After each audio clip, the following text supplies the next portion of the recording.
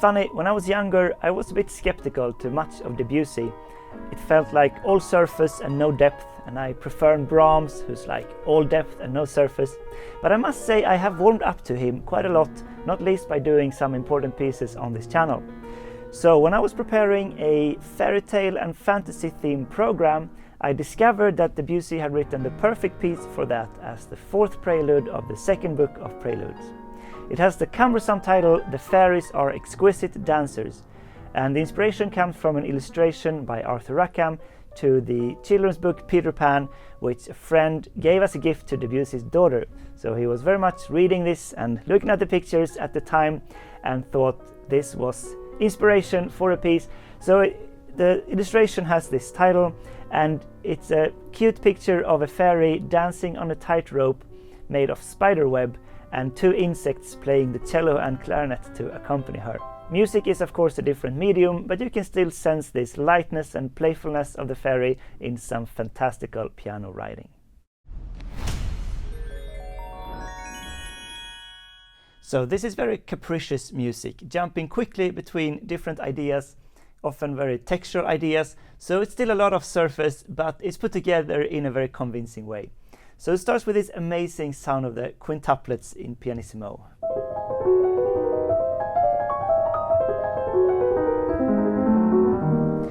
So tonality is kind of dissolved. There's no clear tonal center because of this like polytonal setup with the right hand plays the black keys and the left hand plays the white keys. It just gets this amazing sound. But still the rhythm and direction is, the rhythm is clear and the direction is important. So it goes down first and then up.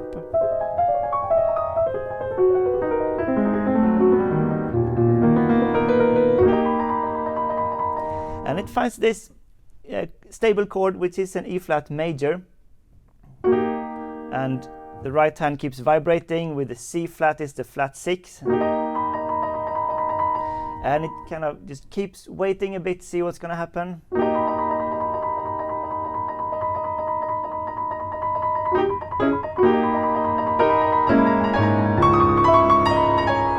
So we get some chords that's melodic content finally, more melodic in the left hand. And then fill up with the bass and some nice trills. The left hand can jump up to assist the right hand here.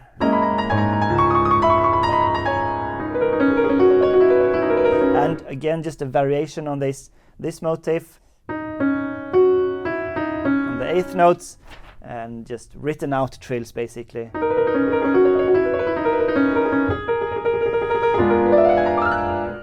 Nice flaring up, super nice scale.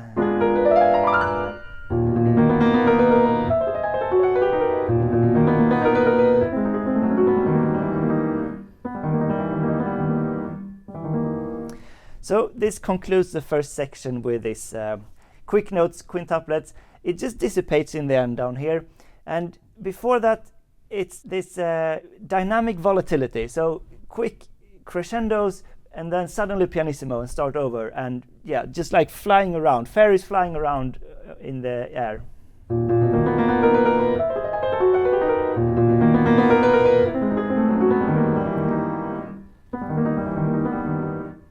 I just love this way it's written out, like dying down, some echoes. And then we get the next section, which is a contrast, a legato melody, finally some stability.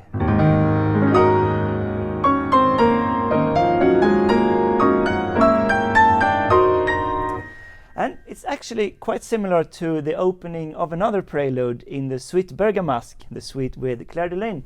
It starts like this, the prelude. It's a very similar idea of this.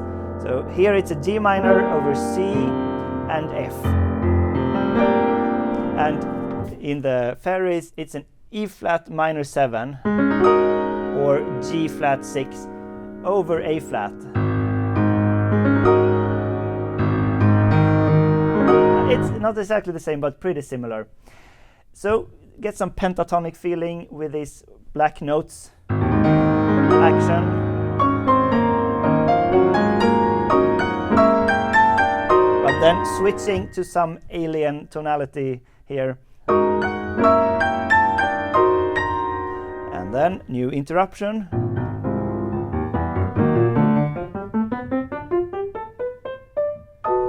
So a fun interruption here with the scale up, almost like an old silent movie, and the music commenting the action in a fun way. You get some whole tone vibes here. It's not completely whole tone, but kind of similar, close to whole tone.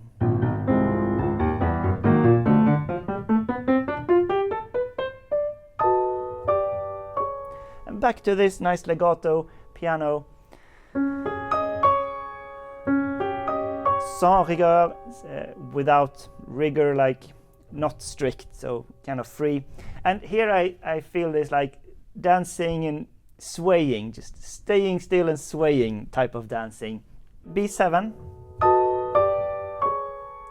going down to some other notes. That's not a B7, but kind of close to the B tonality here. Chromatic changing. Because here it's still B7 with an extra G sharp, which is like the 6. It's like a dominant chord, but an opinionated dominant chord. This extended dominant feeling, very much of those chords in Debussy in general. And immediately switching, like changing from another type of dominant chord, a D7 here, with the B is the 6, again the same. So oscillating back and forth between these. Let's do all of this in context.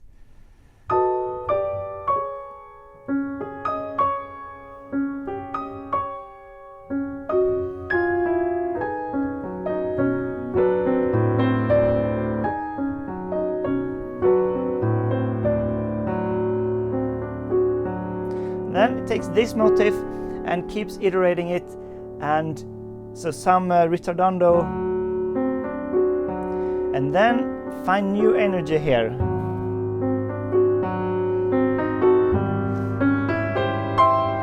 And it's the same notes in the motif. So I play this in the right hand. It's just uncomfortable because you need to jump down. But the left hand changes from a D to an A flat, the tritone move, just super nice. Again, always like something new, some fresh thing in the tonality that Debussy adds in all the time. Now starting to change chromatically, like climb up and reach this high note.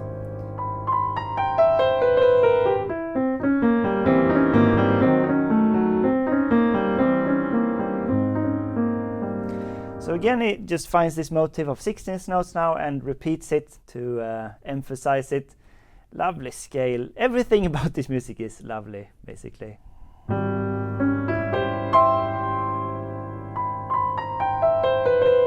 Very sensual, that scale.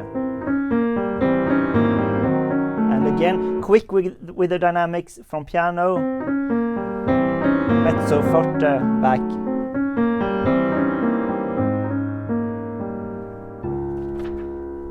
And here we get a resolution here from the A flat. It's been diminished, but still an A flat, dominant feeling, resolving to a D flat, and relatively stable major chord, D flat major 6. And again, this motif rubato, so I play this quite a lot slower to emphasize, just really nice feeling to have the momentum up, and then ritardando.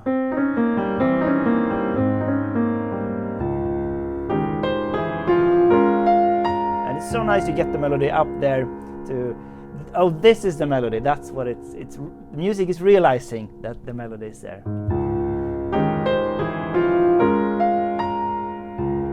And now for another Debussy special.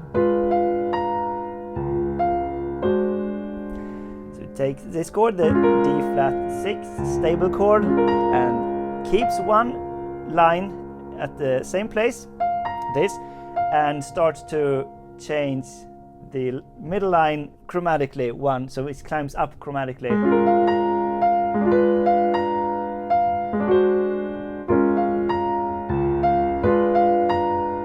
So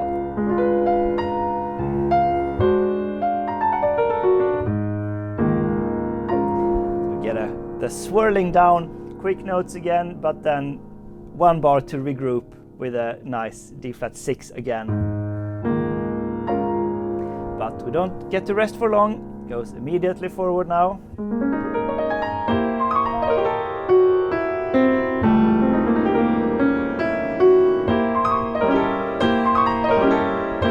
So this is the weirdest part of the prelude for sure.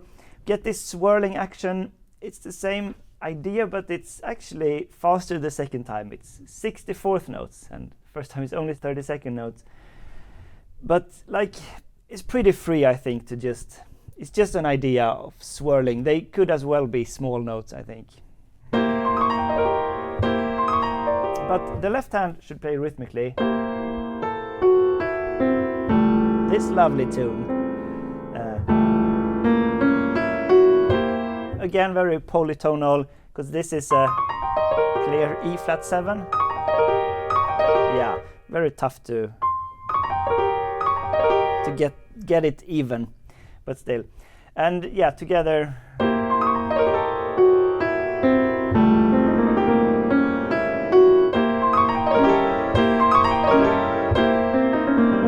And here it's 32nd notes again.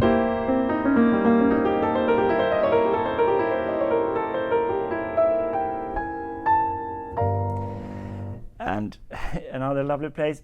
It feels like you're driving up a hill with the car, and the energy is transferred from speed to altitude, so it gets slower and slower, but finally you reach up.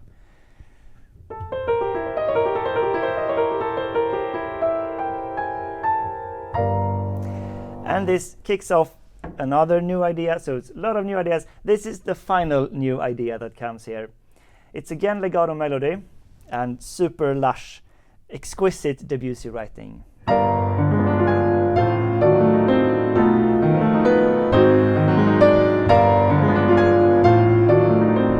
So it's actually the same contour and rhythm as when we have this weird melody underneath.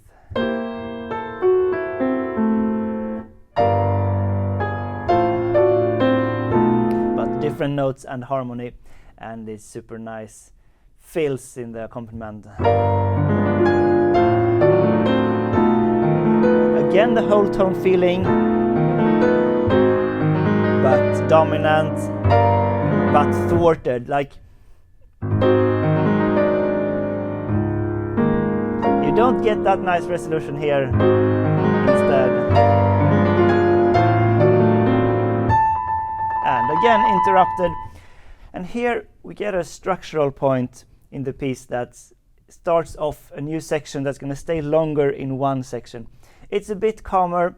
We get this extended trill, like sound vibrating, and more hesitant type of melody underneath. Again, nice sounds. Also, it's like an endurance test of to play this trill for a long time. But so I do it with 2/4. I think you get some nice rotation and just very close to the keys and still, and you get some points where you get to rest the hand.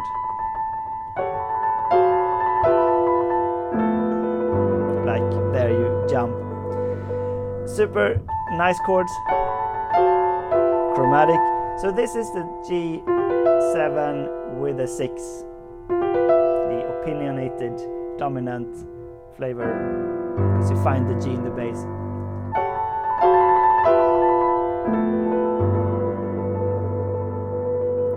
And now a call.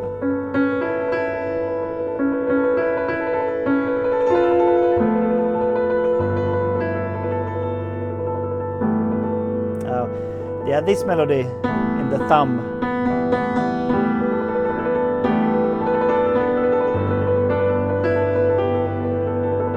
But you just bathe in this sound. Then an infusion of energy here. And back up.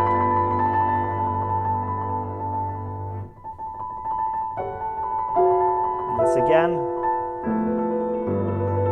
Here I think the rhythm is not really important because time is pretty much suspended.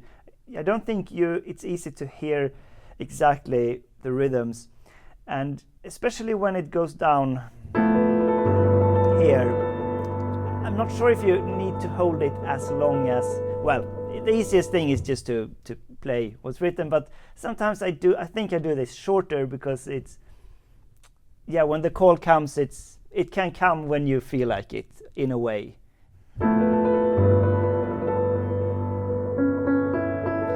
Because you're not sure, the rhythm is kind of suspended. So, but when this comes, it's very rhythmical.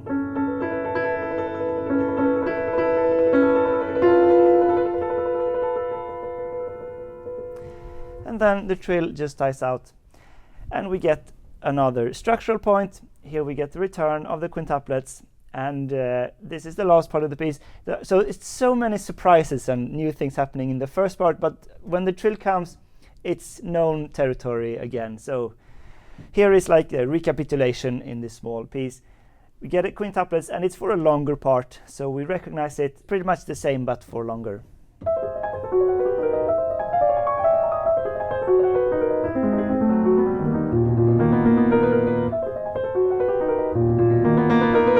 The dynamic volatility.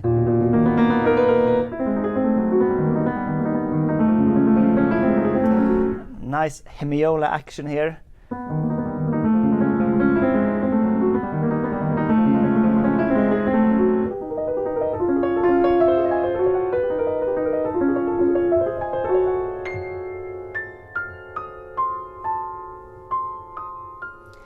And here is an echo from the middle part, the melody that we had underneath when we get here. So this.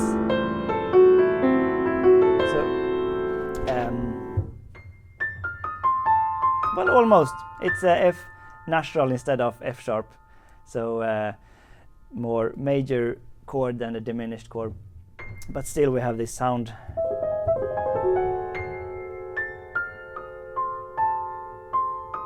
So the fairies flying higher and higher. And then the final movement.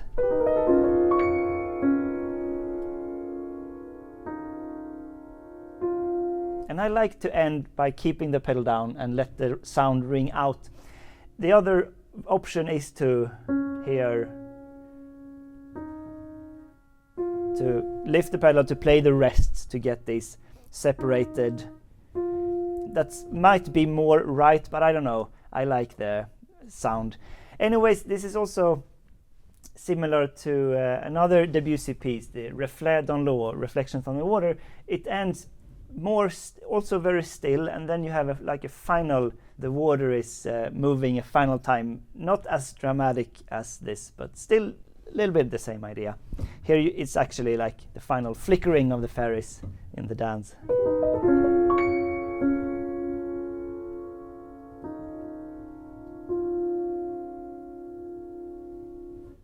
I don't think it's wrong to end with the pedal down like that.